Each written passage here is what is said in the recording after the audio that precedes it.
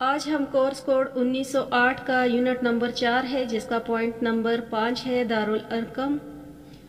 شروع کرنے سے پہلے میرے چینل کو سبسکرائب کر دیں۔ اگر میری ویڈیو آپ کو پسند آئے تو اسے لائک اور شیئر بھی کر دیں تاکہ میری ہر نئی آنے والی ویڈیو آپ کو بروقت پہنچ سکے۔ تو شروع کرتے ہیں۔ دارالارقم یہ ایک رضاکار غیر سرکاری اسلامی دعوتی تحریک ہے۔ 1968 میں شیخ اشعری محمد التیمی کے ہاتھوں میں ملائیشیا میں معرض الوجود میں آئی۔ اس کا بنیادی مقصد اسلامی اقتدار اور عقائد کا احیاء اور روزمرہ زندگی میں ان پر عمل کرنا تھا۔ اس تحریک کی ابتدا غریب افراد سے تھی جن کا تعلق کوالالمپور سے تھا اور شیخ انہیں قرآن اور دین کی دیگر بنیادی تعلیم دیا کرتے تھے۔ شیخ چاہتے تھے کہ یہ لوگ اپنے موروثی دین اور ثقافتی روایات کی تناظر میں اپنی ذاتی شناخت کی اصلاح کریں۔ خود تشخیص اور ذاتی اصلاح ایک صحیح اسلامی شخصیت کی تشکیل اس کی تحریک کی ضروری بنیاد تھی۔ اپنے ابتدائی 2 سالوں میں اس کا مزاج دھیما رہا۔ اس کی سرگرمیوں نے ایک مطالعاتی گروپ کی شکل اختیار کر لی جو ایک پہلے مرکز کوالالمپور میں قائم ہوا۔ یہاں اس تحریک کا نام دارالارقم رکھا گیا۔ صحابی رضی اللہ تعالیٰ عنہ رسول حضرت ارقم بن ابی ارقم رضی اللہ تعالیٰ عنہ کی نسبت سے جنہوں نے مکہ میں اپنا گھر اسلام کے ابتدائی ایام میں دینی خدمت کے لیے وقف کر دیا تھا۔ دارالارقم نے اپنے مشن کو اپنے تیسرے سال میں وسعت دی، یعنی 1970 میں شیخ اشعری کی شہرت ان کے پبلک لیکچر کے ذریعے سے ہوئی جو وہ رہائش گاہوں، مساجد، اسکولوں، دفاتر اور یونیورسٹی میں دیا کرتے تھے۔ پھر ذرائع ابلاغ کے استعمال کی وسعت آتی گئی۔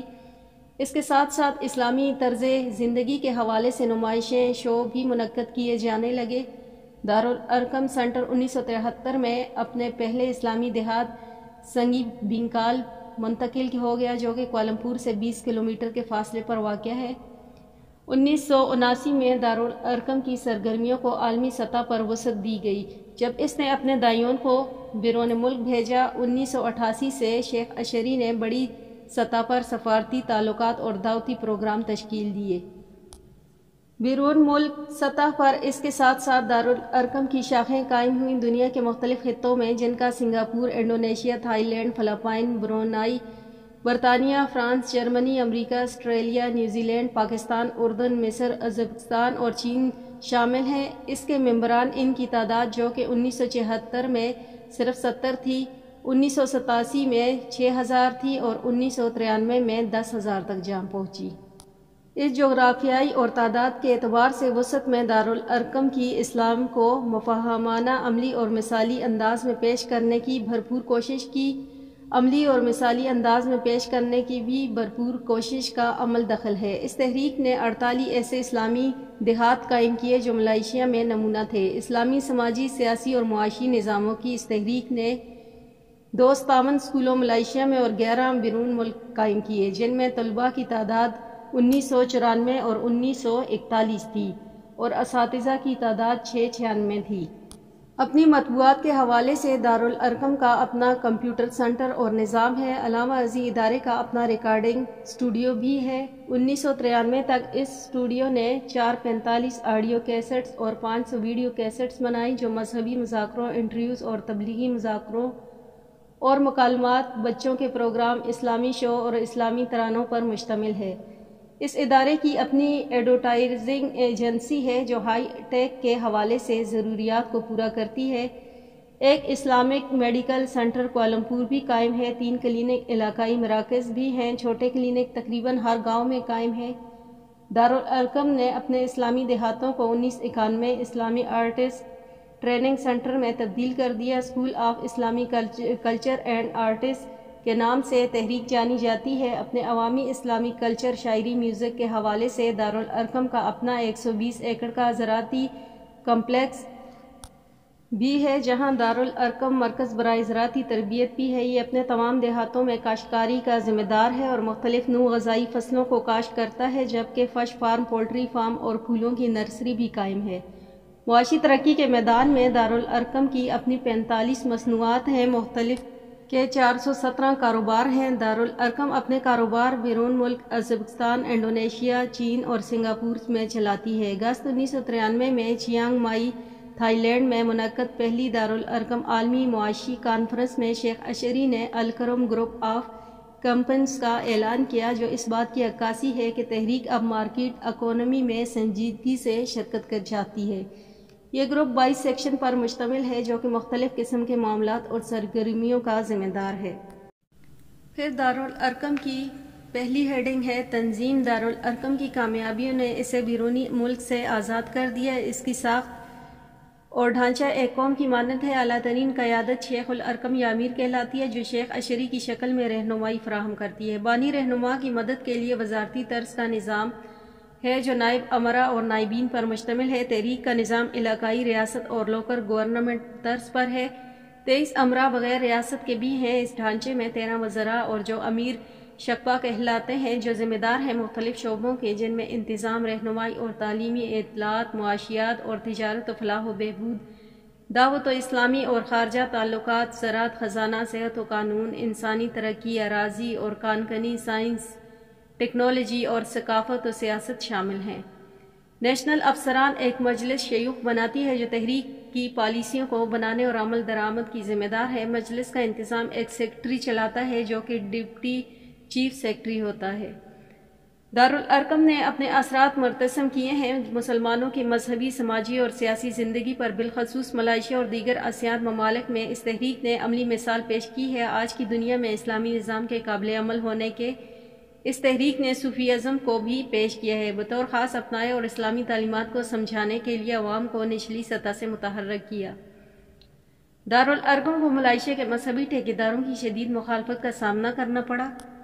کم از کم 3 مختلف مہمات دارالارقم کے خلاف مہم چلائی گئی۔ الزامات یہ عائد کیا گیا تحریک اسلامی انتہا پسندوں کی علمبردار ہے اور مسلمانوں کو دوبارہ اونٹ کے زمانے کی جانب پکار رہی ہے اور اپنے ممبران کو محض اپنے دیہات سنگی پنکالات تک محدود کرنا چاہتی ہے اور اس دنیا کو مکمل طور پر نظر انداز کر دینا اس کا مقصد ہے۔ آخرت کے حصول کی خاطر پھر تحریک کو تنقید کا نشانہ بنایا گیا کہ اس بنا پر کہ یہ تصوف میں امت محمد صلی اللہ علیہ وآلہ وسلم کی ترکیت کو اپنائے ہوئے ہے۔ اس مرحلے پر دارالارقم کے اخبارات اور جرائد کے پرمٹ منسوخ کر دیے گئے۔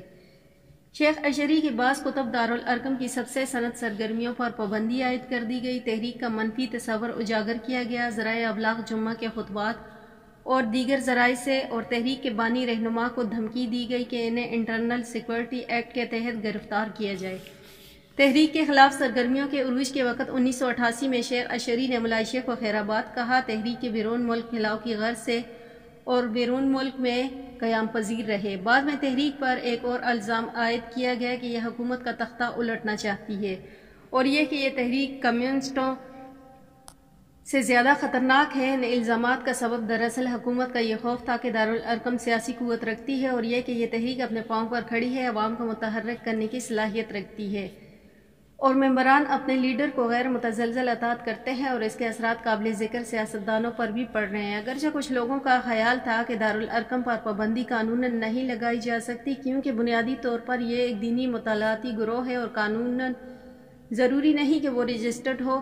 ملائیشین سوسائٹی ایکٹ کے تحت سوسائٹی رجسٹرڈ کے پاس حکومتی نیشنل فتویٰ کونسل نے 1994 میں اس سے خلاف قانون قرار دیا۔ یہ نظام کے لیے خطرہ ہے۔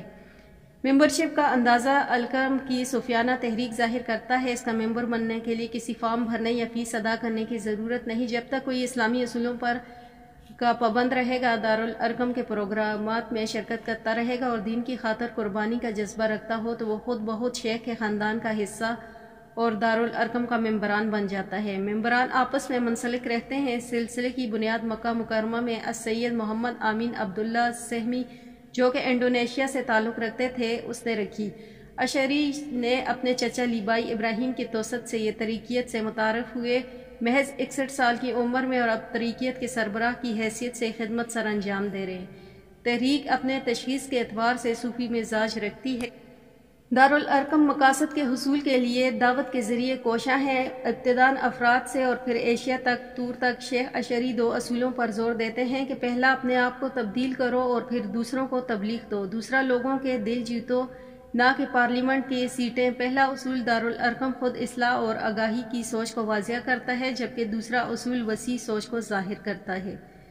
تحریک کا مقصد شریعت کی 5 بنیادوں پر ہے: واجب، حلال، حرام، مکروہ۔ ان پر عمل ہونا چاہیے۔ تمام حوالوں سے حقوق اللہ اور حقوق العباد، ہر 2 حوالوں سے اصل مقصد اللہ کی رضا کا حصول ہے۔ اس کا طریقہ کار اپنے تناظر دنیا کی تعمیر نو اور عملی سوجھ بوجھ اقدار کی، اور اگر اس کو حاصل کر لیا جائے تو گویا مقصد علی کو پا لیا۔ ہر حوالے سے اللہ کی عبادت شیخ اشعری 5 رہنما اصول دیتے ہیں اپنی تمام سرگرمیوں کو عبادت بنانے کے لیے۔ پہلا، معاملات کی بنیادوں میں نیت اللہ کی رضا کا حصول منظم انداز میں اطاعت اسیر کا تصور اجاگر کرتی ہے۔ شیخ کی اپنی شخصیت کا سحری بھی ممبران کو کھینچتا ہے اور ان کے باہمی اتحاد و اتفاق کا سبب بھی ہے۔ شیخ 1938 میں ایک مذہبی گھرانے میں کمیونگ پیلن نیگری پمسلان میں پیدا ہوئے۔ انہوں نے مقامی پرائمری اسکول اور علاقائی دینی اسکول میں تعلیم حاصل کی۔ ابھی وہ طالب علم ہی تھے کہ انہیں سرکاری اسلامی دینی ٹیچر تعینات کر دیا گیا اور 1956 سے 1976 تک اس پیشے سے منسلک رہے۔ حزب اختلاف کی جماعت young Malaysian Islamic party PAS کے اور متعدد ذمہ داریوں کو نبھاتے رہے۔ 5 سال انہوں نے انفارمیشن کمیٹی جمعیت الدعوت الاسلامیہ تحریک کے لیے بھی خدمات سر انجام دی۔ پھر اس کا اگلا پوائنٹ ہے الجزائر میں تحریک اسلامی کا پس منظر۔ شمالی افریقہ کا وہ علاقہ جو المغرب عربی کے نام سے جانا جاتا ہے، پہلی صدی ہجری 7ویں صدی عیسوی میں حضرت عقبہ بن نافع رضی اللہ تعالیٰ عنہ کی فتوحات کے نتیجے میں براہ راست اسلام سے متعارف ہوا۔ مسلم دعات کی کوششوں سے خطے کی بڑی آبادی ابتدائی مرحلے میں مشرف با اسلام ہوئی اور بعد کے ادوار میں علاقہ مختلف مسلم حکومتوں کا حصہ رہا، جبکہ بعض اوقات مختصر وقفوں کے لیے مقامی حکومتیں بھی قائم ہوئی۔ الجزائر اس خطے کا سب سے بڑا اور وسیع ملک ہے۔ رقبے کے اعتبار سے سوڈان اور سعودی عرب کے مسلم دنیا کا تیسرا سب سے بڑا ملک ہے اور آبادی تقریباً 3 کروڑ ہے۔ 1830 میں فرانس کے قبضے میں جانے سے قبل تک الجزائر خلافت عثمانیہ کا حصہ تھا۔ فرانسیسی قبضے کی مخالفت میں امیر عبدالقادر نے زبردست مزاحمتی تحریک چلائی، لیکن 1847 میں اس کے ہتھیار ڈال دینے کے ساتھ ہی الجزائر فرانسیسی قبضہ مکمل اور مستحکم ہو گیا۔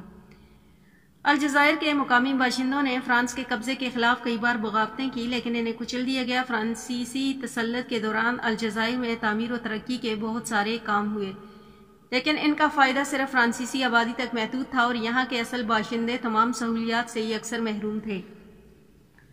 الجزائر میں جدوجہد آزادی کی جدید تحریک کا آغاز 20ویں صدی کے نصف اول کے وسط سے ہوتا ہے، جب یہ قومی آزادی کی تحریک کی شکل میں شروع ہوئی۔ ایک مزدور رہنما مصالح حج نے 1926 میں نجم الافریقہ شمالی کے نام سے مزدور تنظیم قائم کی۔ اس تنظیم نے اپنے آغاز ہی سے سیاسی سرگرمیوں میں حصہ لینا شروع کر دیا۔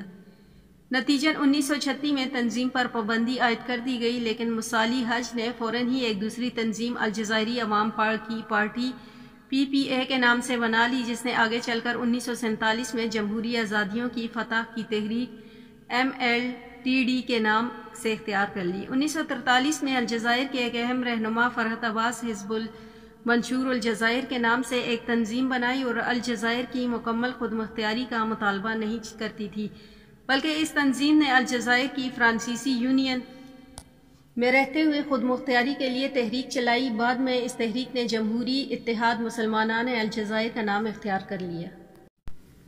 20ویں صدی عیسوی کے رابع اول کے آخر میں الجزائر میں قومی جدوجہد آزادی کا دوسرا دور شروع ہوتا ہے۔ اس کے نتیجے میں تحریکیں وجود میں آئیں۔ ان میں ایک اہم نام جمعیت الجزائر کا ہے۔ جمعیت العلماء کا قیام 1926 میں عمل آیا اور اس کے بانی الجزائر کے ممتاز عالم دین شیخ عبدالحمید بن بادیس تھے۔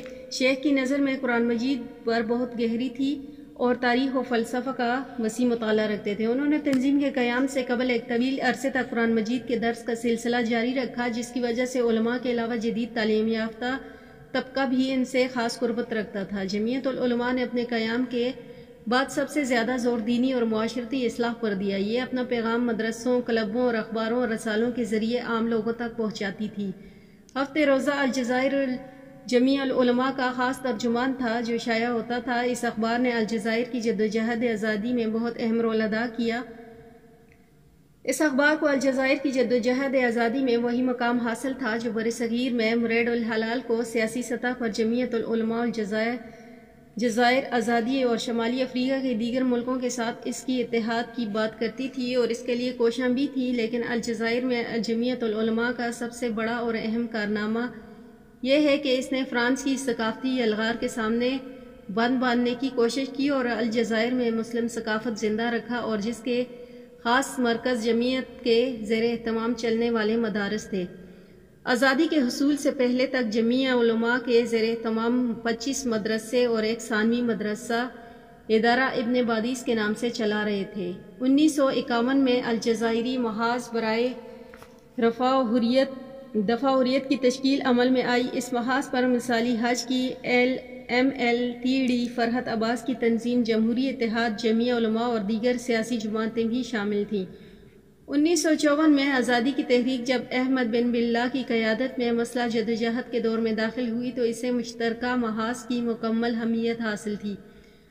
البتہ اس مسلح جدوجہد کی نگرانی کے لیے جو کمیٹی تشکیل دی گئی قومی محاذ آزادی FLN کہلائی اور مسلح جدوجہد کرنے والے نوجوان قومی آزادی کی فوج ALN کے نام سے موسوم ہوئی۔ 1958 میں قومی محاذ نے الجزائر کی عارضی حکومت بھی قائم کر لی اور آخر 1962 میں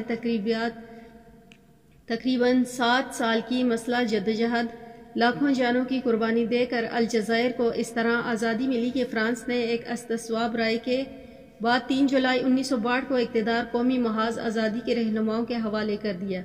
جیسا کہ یورپ کے دور استعمار کے خاتمے کے بعد دیگر مسلم ممالک کے ساتھ ہوا، اقتدار پر بالعموم قوم پرست، سوشلسٹ یا اشتراکی عناصر قابض ہوئے۔ الجزائر میں بھی یہی کچھ ہوا۔ آزادی کے بعد اقتدار قومی محاذ آزادی کے ہاتھ میں آیا جس پر سوشلسٹ رہنماؤں کا غلبہ تھا۔ احمد بن بلّہ پہلے منتخب وزیر اعظم اور صدر بنے لیکن 1965 میں انہیں ایک رفیق کرنل حواری بومدین حکومت کا تختہ پلٹ دیا اور احمد بن بلّہ کو قید کر دیا۔ بومدین 1949 تک الجزائر کے صدر رہے۔ کہنے کو اس دوران الجزائر جمہوری ہی کہلاتا رہا لیکن یہاں صرف ایک پارٹی قومی محاذ آزادی FLN کی حکومت تھی۔ 1949 میں بومدین کے انتقال کے بعد ایک طویل مباحث ہوئی جس کے نتیجے میں انقلابی کونسل ہی کے ایک رکن شاذلی بن جدید کو صدر منتخب کیا گیا۔ البتہ شاذلی بن جدید کے دور اقتدار میں 1998 میں ایک اہم کام یہ ہوا کہ الجزائر کا نیا آئین بنا اور ملک میں کثیر الجماعت نظام کے لیے راہیں ہموار